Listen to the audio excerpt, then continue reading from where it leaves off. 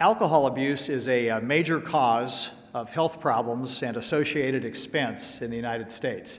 It is actually the third leading cause of preventable death in this country, and no FDA-approved treatments exist for most forms of alcohol-induced organ injury, such as liver disease. People are perhaps generally familiar with liver disease as a potential harm of alcohol abuse, and some people perhaps have even heard of some beneficial effects of alcohol when used in modest quantities. But generally, knowledge about other organs which could be at risk with alcohol use and some of the other beneficial effects of modest alcohol use are generally not as well understood. Today, we are excited to announce a grant which will be designed to address this very issue.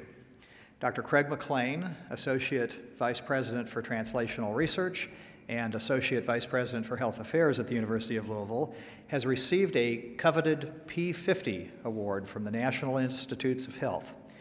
This is a specialized research center grant, which is an institutional award in the name of the principal investigator, also in this case the center director. It is designed to support a large, multidisciplinary research program focused on a specific problem. This NIH P50 award will allow for us to create the University of Louisville Alcohol Research Center, the ULARC, which will be poised to become a regional and national resource for an understanding of alcohol-induced organ injury, as well as interventions which can be used to both prevent and treat these associated diseases.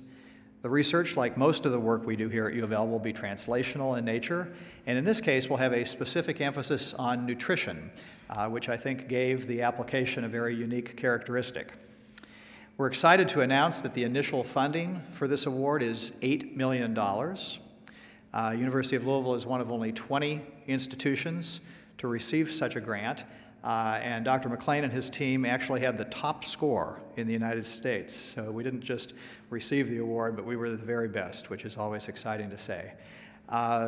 Speaking to the true multidisciplinary nature of this award, there are researchers and staff from 13 different U of L departments and representing 6 schools across the U of L system that are involved in this. So this is truly multidisciplinary in nature. So without further ado, to explain some of the more specific aspects of the research, I'm delighted to introduce Dr. Craig McLean.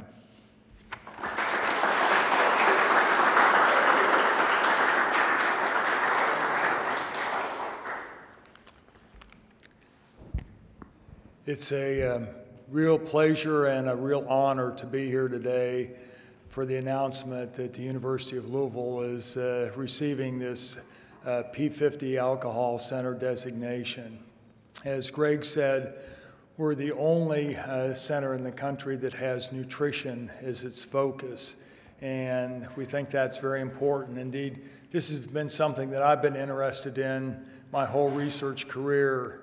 In fact, my first research grant in 1977 was on zinc metabolism and alcoholic liver disease, and we've been funded for that.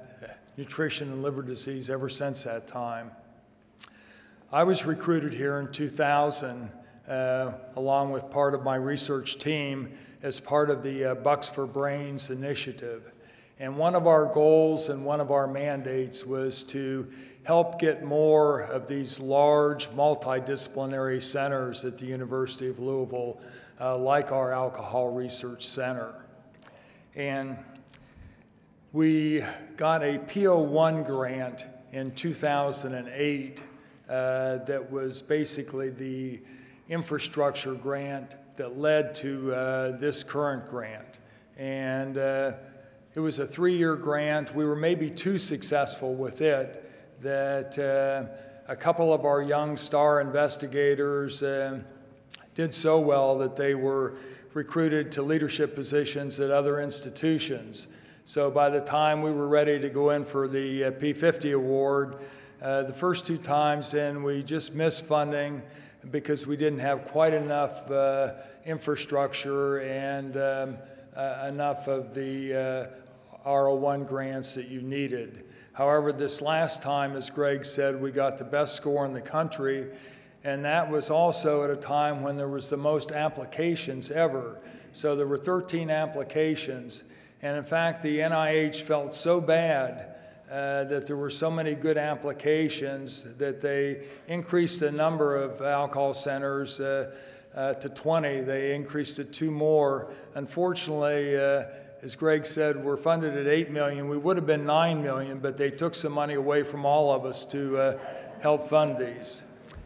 As Greg has said, this is a very multidisciplinary grant, so we're 6 schools, as he mentioned, I think 13 departments, and actually 6 continents. And we interact not only across campus here, but across the country and across the world. So, for example, we interact closely with the Baylor in their metagenomics program. So they do our fecal analysis for the looking at the gut microbiome that we study. We also interact with a bunch of different companies, major industries or even small companies, like there's a startup at the University of Louisville that we have an SBIR with. Dr. Maldonado, standing over there in surgery, is the PI on that and has the company, and it looks at drug delivery for therapy for alcoholic liver disease. We interact with Naprogenics over in Lexington. They're a biotech company that makes nutraceuticals to treat addiction and inflammation. The grant itself is comprised of 4 major projects. The first one is our grant, my grant, that deals with alcoholic liver disease and the role of specific types of dietary fat. And the idea there is that if you look at all heavy drinkers, only a small number of them get liver disease. Why is that? We think it's because of the interaction between dietary fat and the alcohol, and a specific dietary fat, linoleic acid. And actually, Dr. Irina Kerpik works with me on this grant. She just got her R01 funded this last week, so congratulations, Irina. So one of the major factors in this P50 grant is the fact that we have junior investigators or investigators in another area working with the principal investigators. The second grant is with Dr. Winky Feng and Dr. Shirish Barve, and they're looking at the effect of alcohol on the intestine, on the intestinal gut flora, and a thing called epigenetics. And they're showing that alcohol alters the gut flora, alters intestinal permeability, gut bacteria and gut toxins translocate across, cause inflammation and organ injury. And Dr. Feng's using probiotics and actually the things that probiotics make to treat alcoholic liver disease. Dr. Barve using a metabolomics approach where they took the stool from people with alcoholic liver disease, showed that the bacteria weren't making enough of a specialized short-chain fatty acid, so he's now giving that back to patients to treat alcohol-induced organ injury. The third project is Dr. Chen, who we recruited to U of L, who does fetal alcohol syndrome, and he shows that a special product that's found in broccoli sprouts activates a critical endogenous antioxidant system in the body, and especially in the brain, that protects against cell death and will protect against fetal alcohol syndrome, we think. The last project is with Dr. Jesse Roman, our chairman of medicine, is a senior investigator, and Dr. Bert Watson as the linked junior investigator, looking at lung injury. And what they've shown is that the extracellular matrix is basically repaved to be a pro-inflammatory extracellular matrix. And alcohol can increase susceptibility to pneumonia, to ARDS, and maybe to premature aging of the lung. And this is actually a hot topic now in alcohol, is alcohol inducing premature aging. We also have a major core, the omics core, that Dr. Merchant and Dr. Zong, who I think's on vacation, head.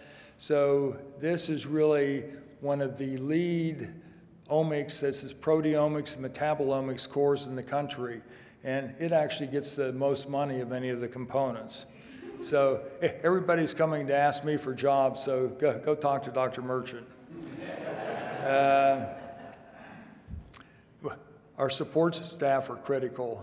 So Steve Mahanes, Shiloh Tatum, Marion McLean, all put this thing together with us, so we couldn't have done this without them. We also have a critical training component, and that's run by Gavin Artiel with pilot grants. So an example of the pilot grant is somebody we're bringing in from outside, from ID, Paula Pirani, where we're looking at the role of alcohol in HIV.